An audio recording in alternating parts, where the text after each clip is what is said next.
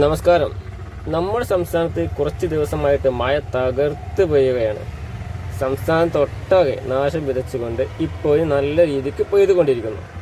എന്നാൽ കഴിഞ്ഞ വർഷത്തിൽ നമുക്ക് ലഭിച്ച മഴക്കണക്കും ഈ വർഷത്തിൽ നമുക്ക് ലഭിച്ച മഴക്കണക്കും നമുക്കൊന്ന് പരിശോധിച്ചാലോ?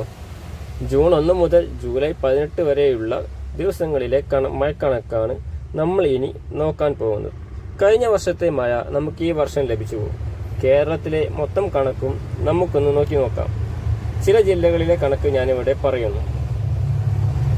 കേരളത്തിൽ നമുക്ക് ഈ വർഷം ലഭിച്ചത് 922.6 മില്ലിമീറ്റർ മഴയാണ്. കഴിഞ്ഞ വർഷം ലഭിച്ചത് 1043.7 മില്ലിമീറ്റർ മഴയും.